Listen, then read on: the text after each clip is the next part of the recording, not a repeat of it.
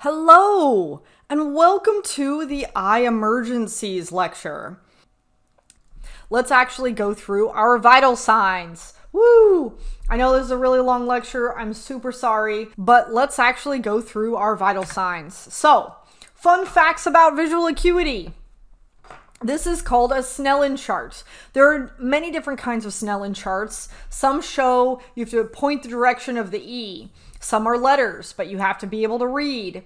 They also even make some that have C's in them, or for little kids, they have some with pictures. For illiterate folks, they have some with different shapes or pictures. You can download these at any point for free as an app on an iPhone or an Android.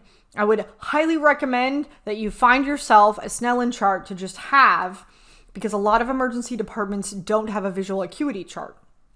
That said, I want to talk to you a little bit about what an acuity chart actually tells us. The majority of a visual acuity, at least in an emergency department, is all about comparing one eye to the other. It's not necessarily about giving this person glasses, right? That's for optometrists to do. For us, what we care about is how injured is an eye. Is this something that I need to be worried about a stroke in? How do I tell the difference between a central problem and a globe or eye problem? So we're comparing most of the time. 20/20 is average human vision, but they actually figured this out by getting a whole bunch of 60-year-olds together when they invented the Snellen chart back in the 1900s. And they said, oh, look, the average line that 60-year-old white men can read is 20/20. That's how they came up with it. I'm not kidding. Okay, they were probably landowners in the 1900s. Ever since then, they've just standardized the vision to 20/20. The distance of the chart is actually arbitrary. I know a lot of people talk about when should I do long distance versus when should I do about an arm's length away. The answer is it doesn't really matter, especially not for our purposes in the emergency department. Those distances were actually arbitrarily assigned and they were standardized just so we do it all the same way every time so we can get standardized visual acuities on patients. That's right. They just randomly came up with a distance. Arm's length seems to be the most easy for most patients in the emergency department because they don't have to stand up and walk around, especially if they have other trauma. It's also important that you know that if you're doing a visual acuity, especially if you've done this as a nurse, you should allow them to use their glasses or their contacts if they have them. However, if they're in a trauma or they're really not doing well, visual acuity only has so good of an evaluation. So when we talk about visual acuity in the emergency department, usually these patients are too sick to do one of these Snellen charts. Usually we have to do something beyond it. So this is really the crux of the biscuit here. I doubt anybody has ever told you this before, but the visual acuity chart is just the very first step in our visual acuity assessment. If somebody really has some eye trauma or they're really not doing well, sometimes we can't do an acuity, not a Snellen chart anyway. So if the answer is no, the next thing that we need to go to is really getting down to do both eyes see equally. A lot of times you can do this by just covering the patient's one eye and the other and saying, is it blurrier on one side or the other? However, obviously if the patient has some pretty significant trauma, like a nail in their eye, that's going to be significantly unhelpful. So we need to be able to go to the next stage, which is, can they count fingers?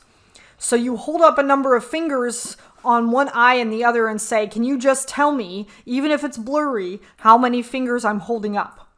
This is the next stage or the next step in our visual acuity. Being able to tell an ophthalmologist that there is a nail in this person's eye, but that they can count fingers with that eye is very crucial. A lot of decisions get made off of this visual acuity. If the person cannot count fingers because the nail is too big, the next step is, can they see motion? So you literally wiggle your fingers or you wave at them or you wave your eye over them and you say, tell me when you see my fingers move. This is the next lower step to, can they perceive any kind of motion on their retina? If that is not if that is not something that they're able to see, the very last step is, can they see light?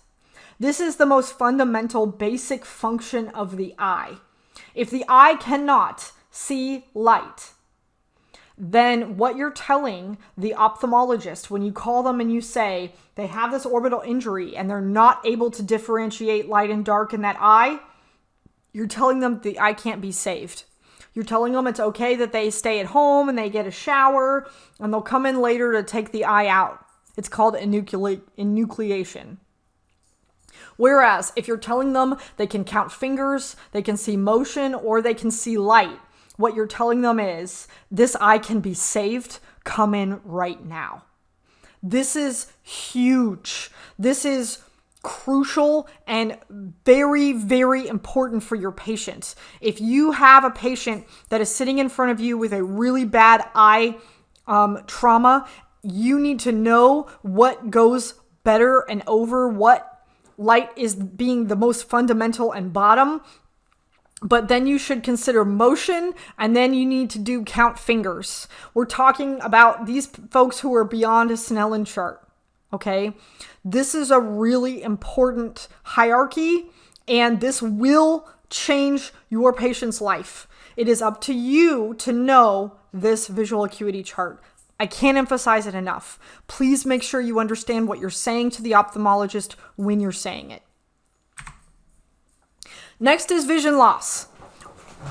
So if they're saying that they can't see light, they have no vision in their eye, but they don't have a trauma, what we need to consider is why. And the 4 main reasons that I'm going to talk about vision loss, and you can see that I have this little algorithm here where you can go through all the different causes of vision loss, if it's unilateral or bilateral, if it's transient or persistent. These are the end all be all list of everything, and I'm only going to go through 4.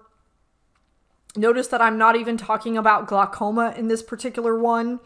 I don't want this lecture to be longer than it needs to be, so I'm just going to go through some fundamentals pretty quickly here. The first one is a chemical eye burn. The most common, I don't know if it's the most common, but we see these quite frequently. Believe it or not, even the eye doctors recommend that if the person is worried about a chemical burn in their eye, they actually send them to the ER rather than going to their clinic. That's right. So you're the foremost expert on chemical eye burns. 2 things I want you to understand is, if you can, find out the name of the chemical and look it up, call poison control, that kind of stuff. Send your nurse to help you talk to them. If you cannot come up with what got into their eye and they're obviously pretty damaged or sick, you need to know a couple of things. First thing is that alkali burns are way worse than acid. I know that this is counterintuitive, but this is something that is very frequently tested on the emergency medicine boards, and it's something that you need to know. The reason is that acid burns, and then usually it gets stopped. Whereas alkali burns keep burning, and can completely burn through the entire eye. That's what happened to this person. So before I even do any rinsing, I'm doing my quick exam. I'm going to do my visual acuity, and I'm also going to check a pH of the eye. Now, a lot of people ask me how to do this. Some people have pH paper. We have something called tetrazine paper, which we are supposed to be using for pregnant women. When they have fluid leakage, we can tell whether or not it is amniotic fluid with tetrazine paper or nitrazine paper. But if you have some kind of pH determinant, or even using a urine dipstick has a pH indicator on it, that's something that you can touch inside the eye and get some of the liquid or the fluid on it, and you can determine if it is acidic or if it is alkali. Now, if it is neither, that doesn't mean that they don't have significant eye irritation and that you do nothing, but it is important to know that if their eye pH is normal, it is way less serious than it looks. So, once we do all of this, it might be worth your time to do some eye numbing, and using proparacaine or tetracaine to help make them feel better is highly recommended.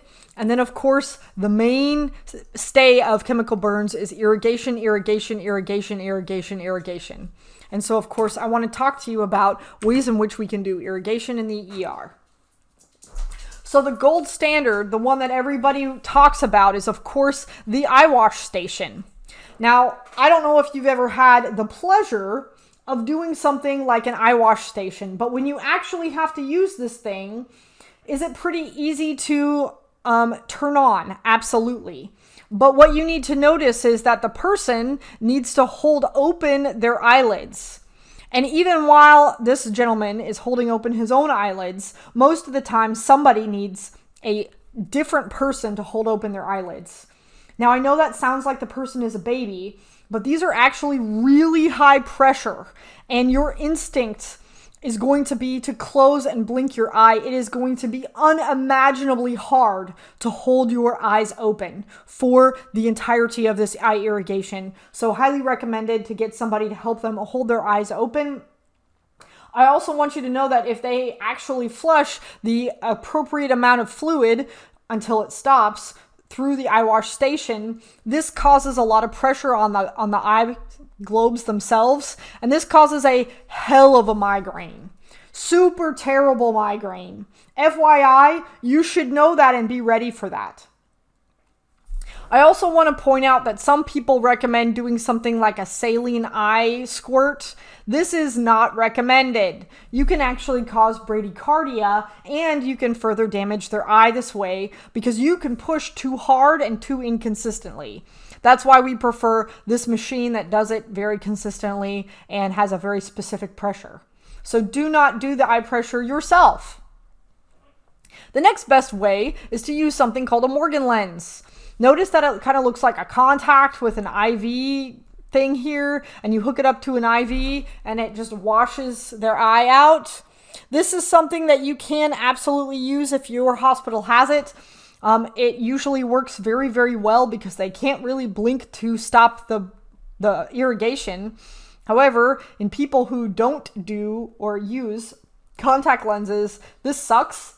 It's really hard. A lot of patients won't tolerate it. So last and not least is the MacGyvering that we usually do in the ER.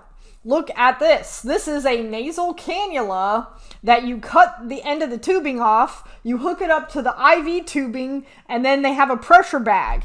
And it's flowing over the eye, okay? And notice it's flowing over the eye here and here and here. And this patient can blink whenever they want. But the idea is that we put 2 or 3 liters through it and we tell them blink, blink, blink, open, blink, open, blink, open, blink. So that way some fluid is getting through their eyes. It's not as high pressure, and it's better than putting them underneath the sink, and it's usually pretty well tolerated. The reason why this works is because it's not as pressured or irritating or causing a headache as all the other methods combined. And so usually most patients will handle this method a little better. So something to know, especially for those of you who work out in the middle of nowhere. I highly recommend that you have a minimum of 1 liter saline. Most patients are going to require 2 or 3. And the answer to how much eye irrigation you do, if you're in an eye station, it's till the machine turns off. And if you're doing it yourself, the answer is until the pH is back to 7. Okay, so you want the pH to be completely normal before you're stopping the eye irrigation, which could take many, many liters. All right, so now we're going to talk a little bit about some things that we can find on ultrasound of the eye.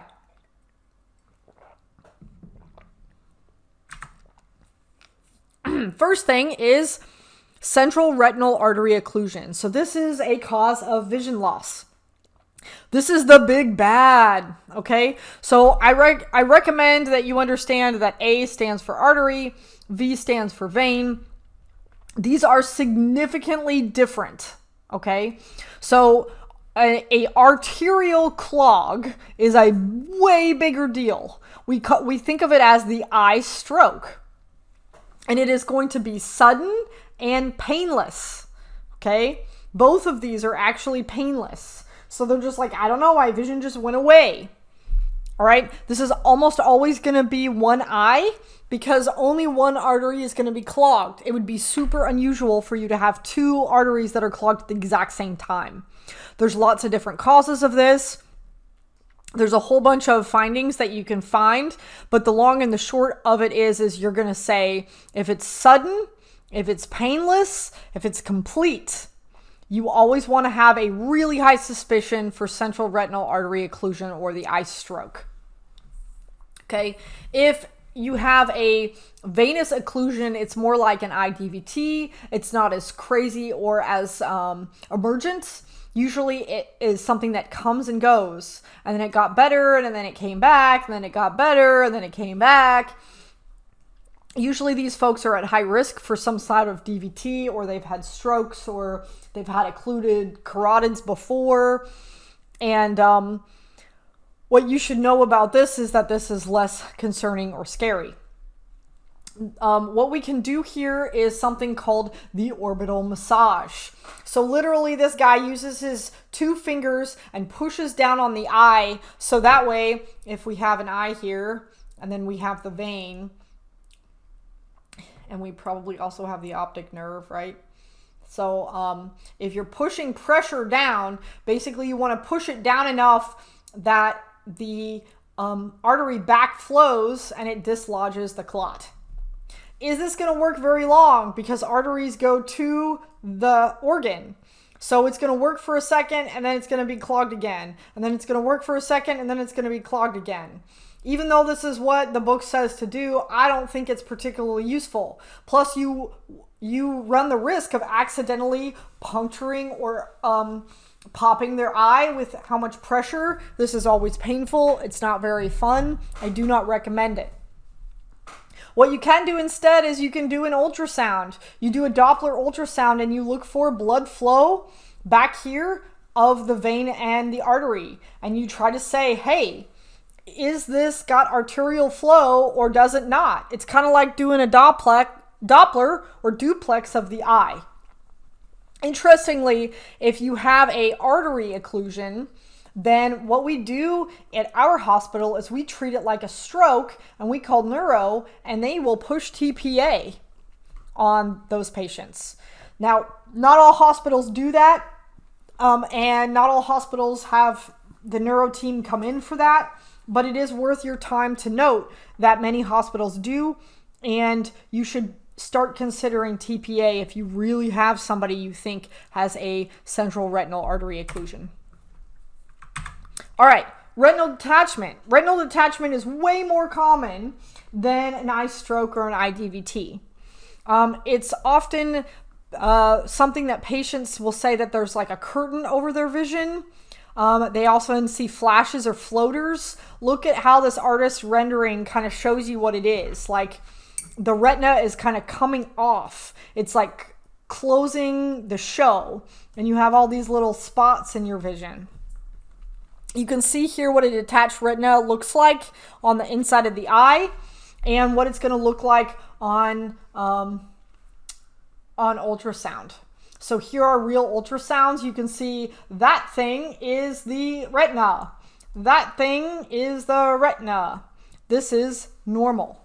So normal, you're not supposed to see the retina. So if you can see a squiggly line in the eye, it's a retinal detachment, ain't right, not supposed to be there. This is something that you can have the ophthalmologist see the patient next day, but depending on the cause and the severity of it, you may actually need to transfer this patient to get seen that day. The eye doctors really like you to know whether there is a attached retinal optic nerve. So you can see that if the optic nerve is still attached, that's actually significantly better than if we're having a complete detachment. Again, if you can't find that, that's important to know, but you can see in this person here, the optic nerve is still attached. Whereas in this person right here, this is a posterior, and this is actually worse. So, next is a vitreous hemorrhage. So literally somebody had some sort of eye trauma, and now they're complaining of blurry vision. And you do an ultrasound, and you see that there is some crap in the eye. As comparison to the previous normal eye ultrasound, you can see that there's like floaties. We call it the washing machine sign. That is the blood that's floating around in the vitreous fluid. This usually takes months to go away, and the vision, usually if they blink or they move their eyes, the vision will change. And that's because that swishes the blood inside. If this person is on blood thinners and their vision is getting worse, that means that they're continuing to bleed. That is an emergency.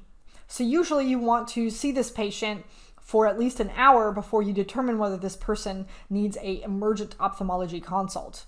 If they're not getting worse, then having an ophthalmologist see them in the next day or two is okay.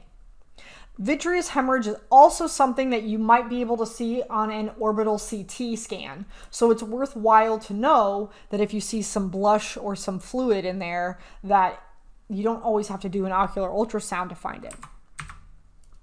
All right, so we've covered some visual acuity. Now we need to talk about eye pressures. I don't know how much you guys are familiar with this, but this is a tono pen. These things super suck. Here's why. What you need to know is that you have to numb the patient's eye with tetracaine or proparacaine, both of which have to be refrigerated. If you've ever had this in your eye, it feels really salty and it kind of irritates your eye for about an hour or so. Then you have to calibrate the tono pen. That means that it has to go up and then down, and the machine will tell you how to do that. And then of course you have to tap their eye right in the middle of their pupil 1, 2, 3 times, and the tono pen will beep every time you do it. One of the secrets of the tono pen is that the person has to be staring at something behind your shoulder. If they move their eye, the tono pen's reading are going to be wrong. If you move your finger and you tap the eye in multiple places, your reading is going to be wrong. If you use different pressures to tap the eye every time, your reading is going to be wrong. If you don't stabilize your finger on their face, your reading is going to be wrong. Do you notice how many things can go wrong with this tono pen read? It is really difficult, takes a lot of skill, and is also crazy frustrating. So, in order to get accurate readings, typically what we do is we get pressures in both eyes at least 3 different times, and then we take the average of the 3. If the eye that we're concerned about is abnormal and the eye that we are not concerned about is abnormal, then it's usually a user error, right? So we use the other eye's measurements as a comparison to actually see if we're doing and using the tono pen correctly. If you ever get a chance and you're in a slow ER and you need some practice, I would recommend trying to do tono pen eye pressures on each other, because this is really something that takes a lot of finesse and a lot of practice to get correct. You should know, however, that normal pressure in the eye is 12 to 22. Okay, so you want to make sure that it's below 30. Notice that there's a gap here between 22 and 30 that nobody really knows what to do with. So in order to diagnose somebody with glaucoma, for example, their pressure has to be 40 or bigger. Usually to have some sort of vision loss, your pressure has to be 45 or higher. So usually if we're talking about somebody's pressure and their pressure is 26, usually that's not something that we worry about too crazy much.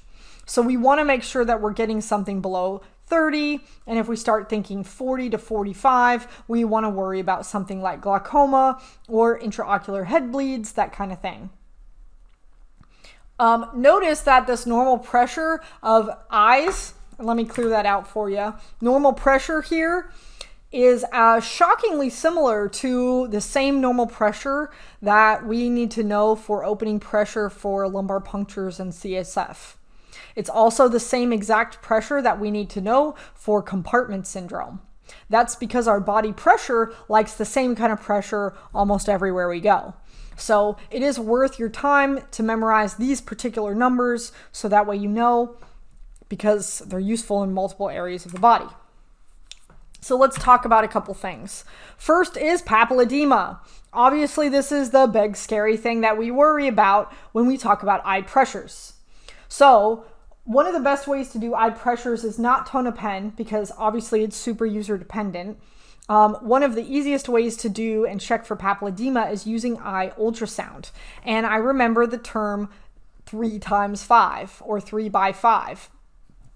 And that is how you measure papilledema. So what you're doing is you get a very good picture of the eye and you measure 3 millimeters down, and then you measure the optic nerve, and that's going to be the gray area.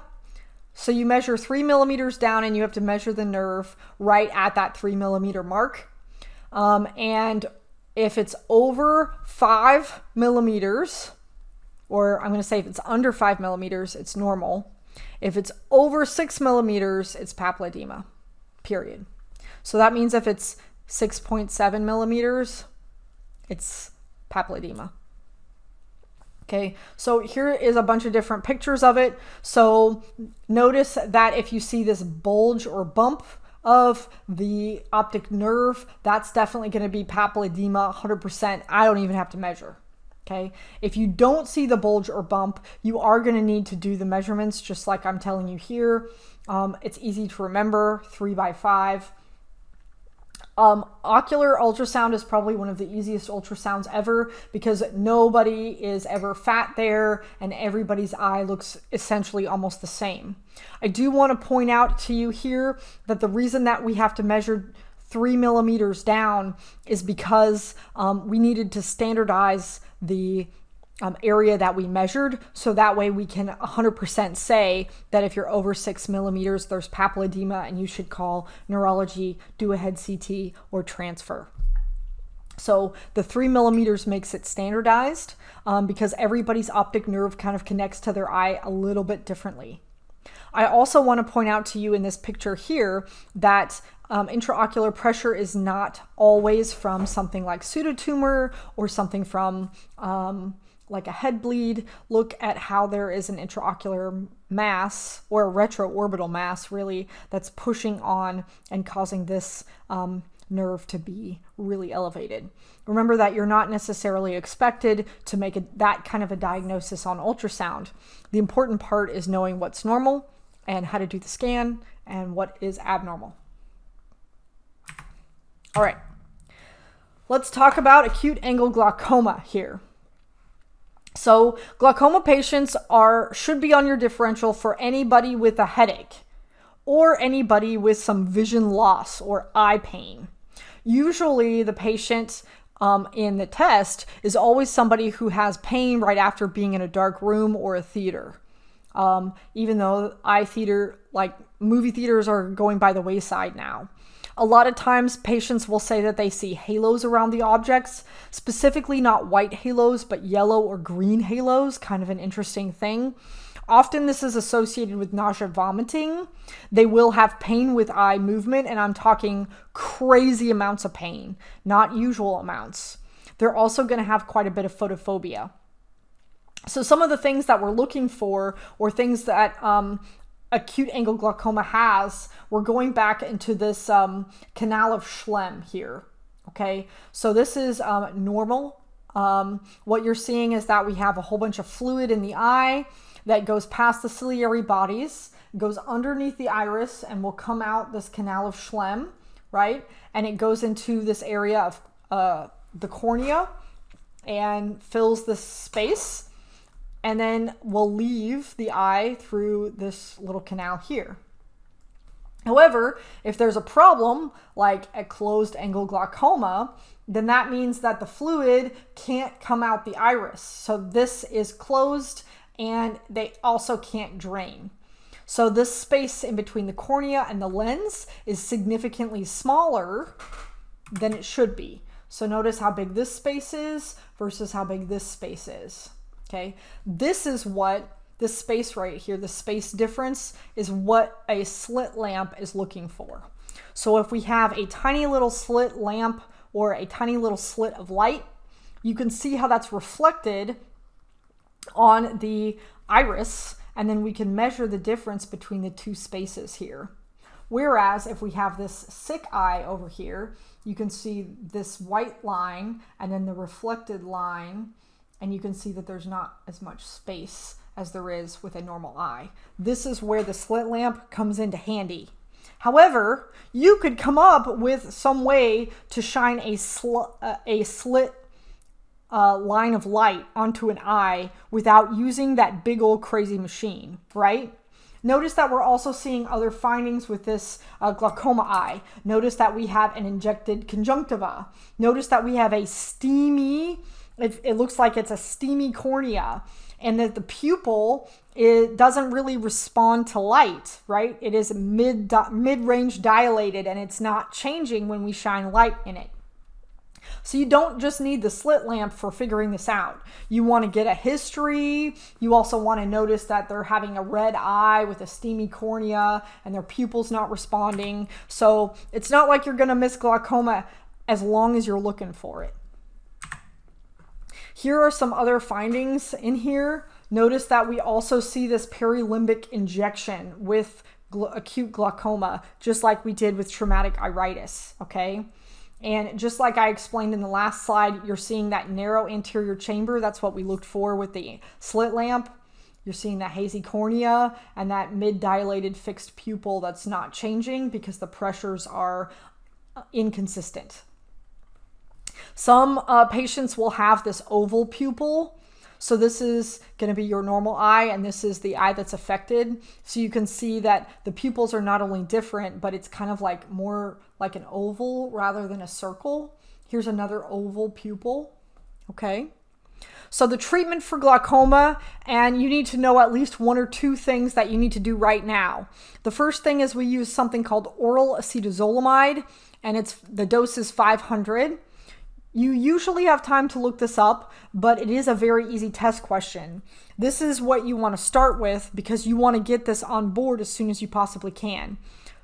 Acetazolamide is also something that we use for pseudotumor because what it's doing is it's decreasing the amount of fluid that your eye is making or your brain is making as far as CSF. So this is decreasing your ICP.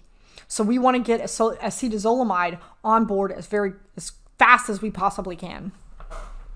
Now we also probably want to do a pressure because we're going to want to use all of these different drops to try to make sure that we get that pressure below 35. Remember how I told you that it has to be around 40 to really consider glaucoma, and it's about 45 when we start having vision changes. So it is good and worthwhile to know that the next step besides this oral acetazolamide is the timolol drops. That's a beta blocker, so that's going to have a yellow top cap. And we want to use that because we're blocking the muscle contraction of your iris. So that way it can't do anything to make it worse. And then, of course, we use things like steroid drops, which is a pink top. And again, we don't use that unless the ophthalmologist says we can. Pilocarpine, which is a red top. It's going to help you to, again, dilate the pupil. And again, we don't use that unless the ophthalmologist says it's okay to go ahead and do that. And then you can always get mannitol IV started because we're trying to decrease that intracranial pressure. And so mannitol will help you do that by making sure that the brain doesn't have a whole lot of fluid on it. So the two things to really remember is this oral acetazolamide and the timolol. Okay, everything else means that if you're giving steroids and pilocarpine and mannitol, you have already called the ophthalmologist and they're on their way.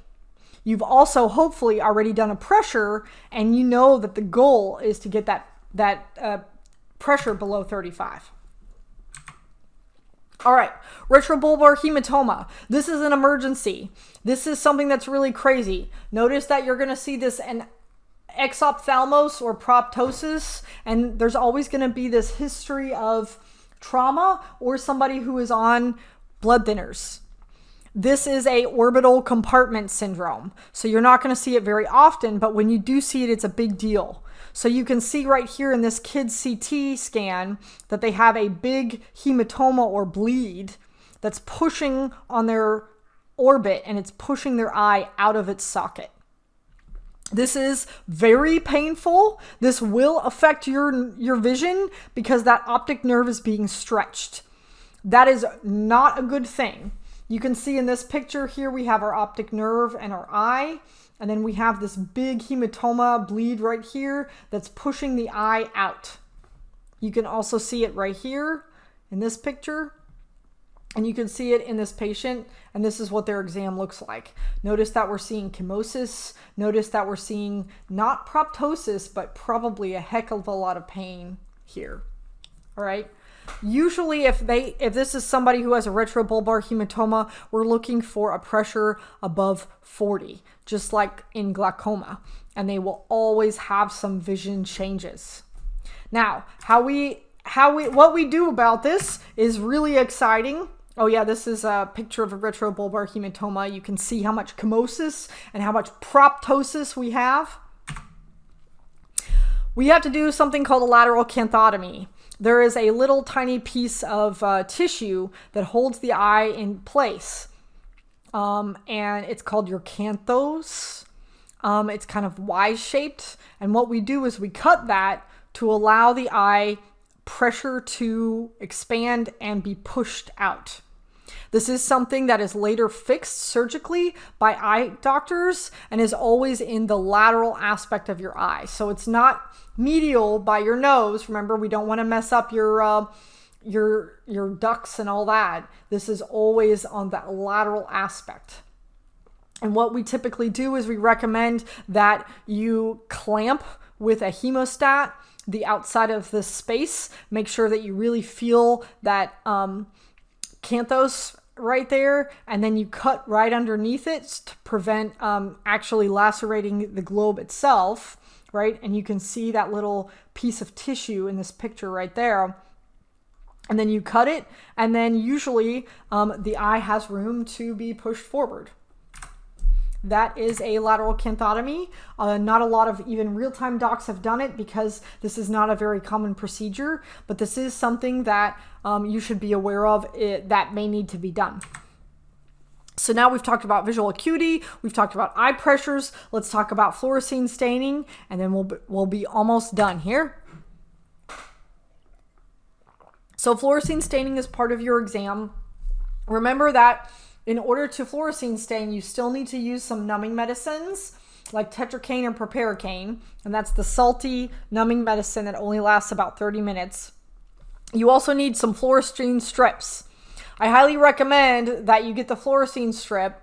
You put like a couple of drops of the tetracaine or proparacaine on it, and then you put this end of the fluorescein strip directly on the eye, and you tell them, close your eye, and you get some of those good drops with the fluorescein and the numbing medicine on their eye all at once, and then you tell them, blink a lot, blink, blink, blink, blink, blink, blink, blink. And then once they've coated their eye with the fluorescein and the tetracaine, that's when you turn on your words lamp, which is essentially just a black light. All it is a black light. And then you get to see the highlight of the fluorescein. Now remember that what we're looking for with fluorescein is the cells of your cornea and your conjunctiva are clear, which is really cool. But that means that if they're damaged, sometimes we can't see that with our naked eye. So we're looking at the fluorescein to see where there are any damaging areas.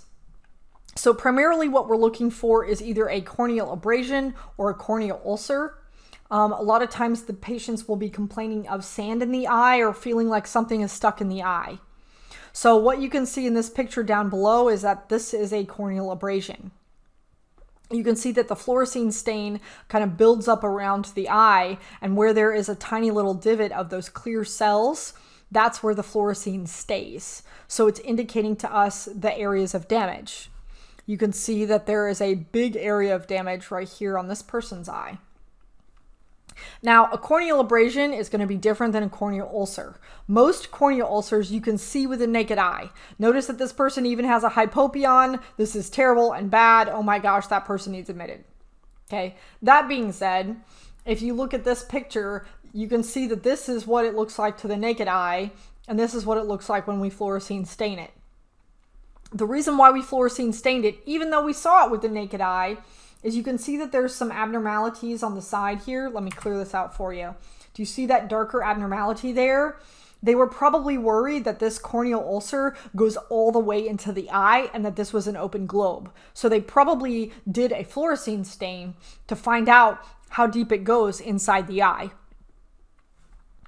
So remember that some patients with corneal abrasions might have injected conjunctiva, but some of them might not. So it's okay, absolutely, to fluorescein stain everybody who says that they have feeling like something is in the eye. This is kind of like a due diligence sort of thing. Good news is a corneal abrasion is one of the most fast healing things that happens to your body. It completely goes away in 3 days, which is super fast. So you got to tell the patient you need to be very careful with your eyes. You need to be wearing some sunglasses outside, but you also need to be aware that the corneal abrasion is something that's going to go away in 3 days. Usually patients get erythromycin ointment, mostly for comfort, not because we're expecting it to get sick or problematic. A corneal ulcer, however, is a lot bigger of a deal. These patients need ophthalmology immediately, or at least the very, very next day, especially if there's hypopyon, they need admitted. But corneal ulcers are usually a breakdown of the cornea and can lead to infection of the eye. And then, of course, that can lead to meningitis. So that is something that is at least orbital threatening. And corneal abrasions definitely need antibiotics. They need all kinds of different drops that would be worth your time to call an ophthalmologist and decide if you want to transfer or not. These ulcers do not get better, and they're very common in patients who wear dirty contact lenses. A lot of times corneal ulcers can be caused by Pseudomonas that lives on your contact lenses if you don't clean them or take care of them the way that you're supposed to. So corneal ulcers are something to definitely look out for. All right, foreign body. Specifically, we're looking for something called ice skate sign. So if you see something like this, remember that the eyelid blinks up and down like that. So if there was a little piece of metal or some sort of foreign body underneath the eyelid, and every time it blinked, it scratched the cornea, that is pretty terrible. It will definitely feel not so great. This is a form of corneal abrasion. But if you see something like ice skate sign, not only do you need to treat it like a corneal abrasion, but you also need to evert the eyelids and look for the foreign body. Please don't forget this. A lot of times the foreign body has already fallen out, but it is worth your time to look for it because if you can take it out, you want to prevent further eye damage. All right, another thing that you might see if you stain the eye is something called a dendritic lesion. You can see that this looks like a dendrite or, it's basically from neurology. It looks very similar to a very stellate pattern. This is an emergency. What this means is that it's herpes of the eye. One of the most biggest indications that a patient has herpes of the eye is they have something called Hutchinson's sign, which means they have a shingles breakout on the very tip of their nose. The reason why this matters is the tip of your nose is also innervating the sclera of the eye and the cornea of the eye. And so if the nerve is affected enough to cause a breakout on the tip of your nose, then you must stain the eye. You need to watch out for injected conjunctiva or complaints of the eye, because if somebody has herpetic dendrites, this is very eye threatening. This is something that you need to call ophthalmology for. And you notice that if they have any kind of breakout in the V1 branch, which is forehead and to nose, we need to do an evaluation of the eye to see if they have herpes of the eye. Please, please, please call ophthalmology. Don't think that this is a usual rash. Always be on the lookout for this. All right, now we get into the very last diagnosis, which is open globe. This is the big bad, the eye emergency.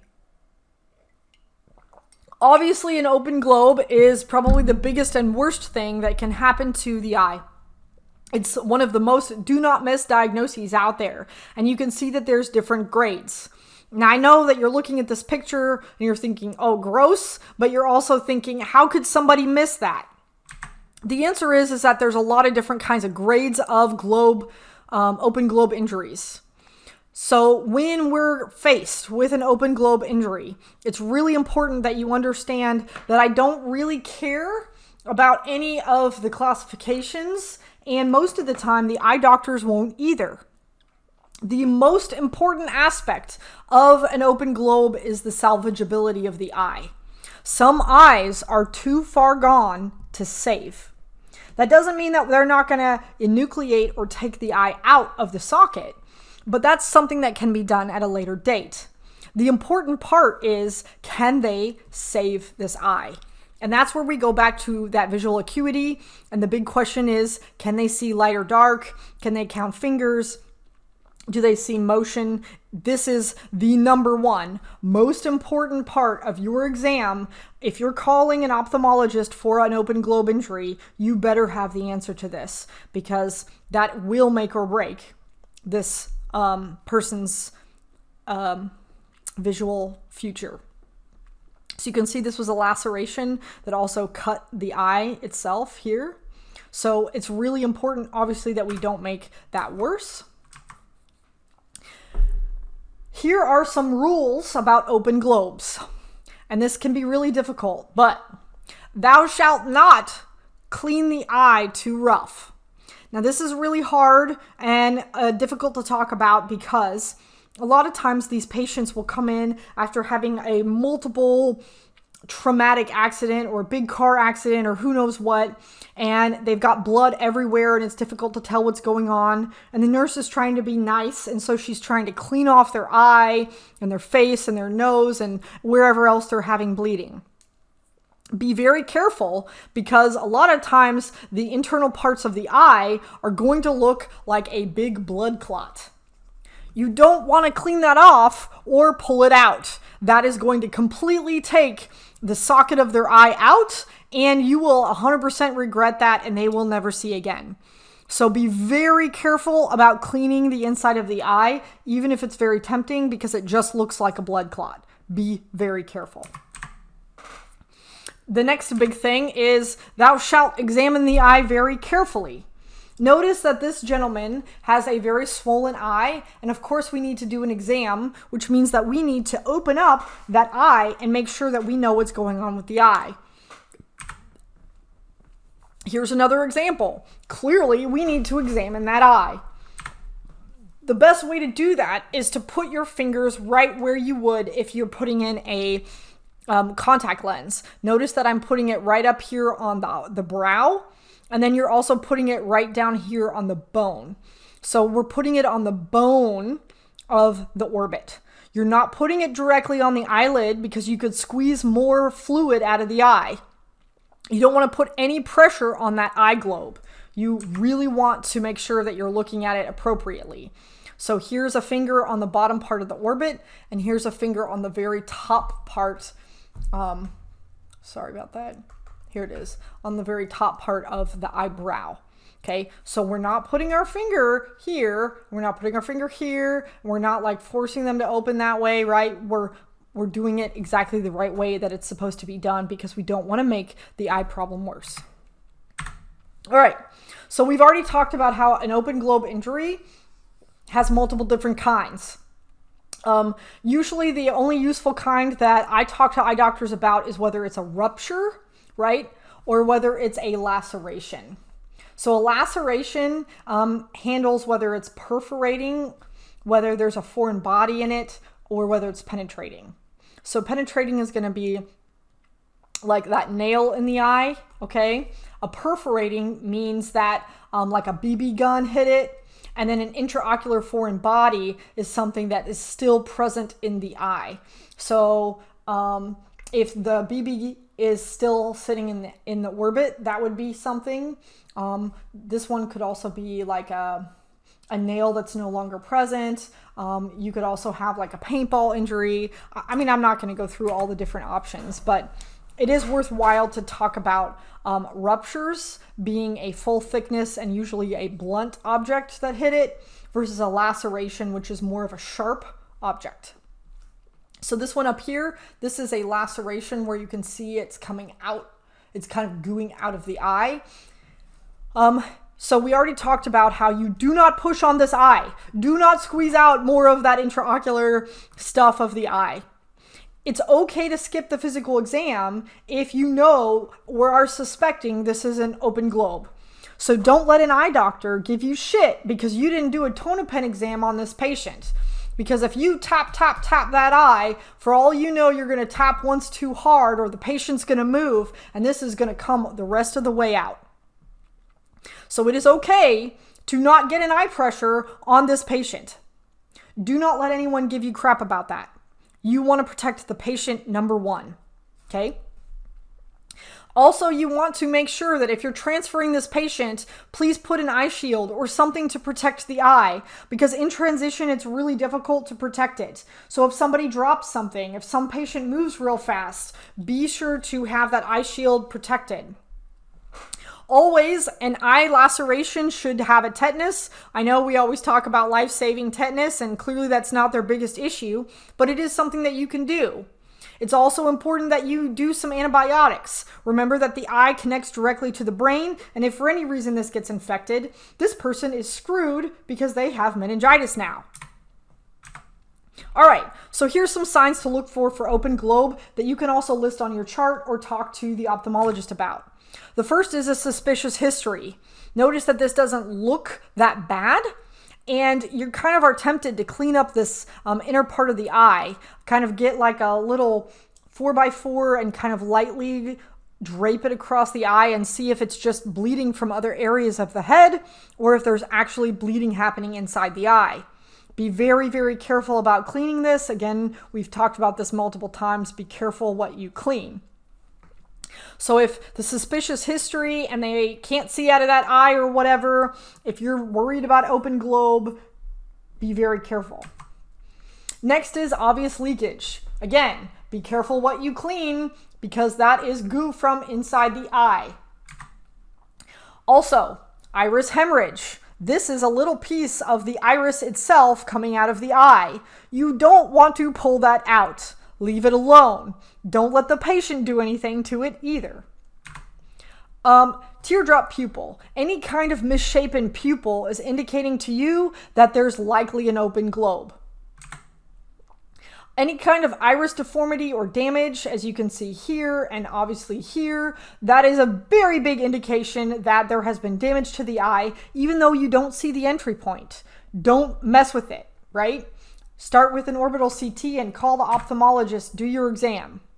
Another big indication is endophthalmitis. Look at how that eye is sunken, whereas this eye is normal. This must mean that the goo inside the eye, yep, official term, is no longer present in that eye.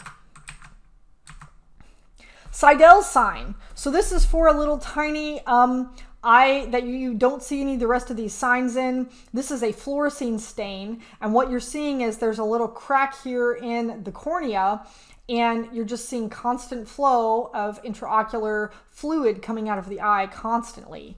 That is Seidel's sign, and 100% guarantees that this globe is open. And finally, you can obviously do your orbital CT, and you see that this globe is no longer a circle or globe. That's definitely an open globe situation. Sometimes this can be really hard to tell. I know all of these pictures are pretty terrible. What I want you to see is the pictures on the bottom are all open globes, and the pictures on top are not. Okay, so this is actually a retrobulbar hematoma. This one is a patient who had a eye trauma, and then this patient is somebody who was intubated for a very long time with some chemosis and has a subconjunctival hemorrhage. So even though a lot of these look really terrible and gross, some of them are not necessarily open globes. So you have to do the full exam to really know before you freak out. Okay, this one, we don't want to clean off this eye because this is open. You see how this is a teardrop pupil? I don't need to clean off this eye once I see that teardrop pupil to know that that's open. Same with this teardrop pupil, and you can see the hemorrhage coming out. All right, let's do a really quick review. I put this picture in here of a corneal surgery so you know that, remember, we haven't covered everything about the eye. You're going to encounter things that you haven't seen before. The important part is be able to give the ophthalmologist the important pieces of information, like the eye vital signs and knowing when to do what part of the exam and when not to. All right. So we went over the 3 eye vital signs, the visual acuity, the eye pressure, and the fluorescein staining, and we know when not to do those vital signs, right? If it's an open globe, we don't want to do an eye pressure, right? Okay. We also talked about how to do an exam and the anatomy. Don't forget to flip those eyelids. Don't forget about those lacrimal ducts and where the nerves come in and out. Also, remember, always think about globe rupture. Every time, have it in the back of your head, because if you're suspicious for it, you typically won't miss it. This is a picture that I found on the internet that I edited for you in Photoshop, and I listed several findings that are worth it for you to know. So in case you're one of those people who likes infographics or pictures to study, this would be something that I would print off or have and be able to study later for all of the big findings that I want you to remember. Finally, I want to make sure you know that when somebody says eye problem, remember that there are different kinds of problem. There's going to be some general global eye badness that are obvious. These are all obvious global eye badnesses, but you want to make sure that you differentiate the inside of the eye versus the outside of the eye. And you also want to make sure that you know that the eye isn't in a closed system, right? It could have problems around the brain. There could be some entrapment. We could even have an intraocular pressure or intracranial pressure that's causing eye issues. So remember that eye is not necessarily a globe problem. It could be a neuro problem. It could be an infection. It could be a fracture. There's so many other things that this could be. So don't limit yourself when you see an eye problem. Finally, here's just a review of all of the different things that we talked about and findings of ultrasounds. Remember that we didn't talk about absolutely every single one, but you can definitely print this page if you're interested. And hopefully this was helpful to you and you're not as scared of eye ultrasound. And if you have any questions, please leave me comments below. I will definitely try to respond to you. Hope you have a good day. Sorry this lecture was so long.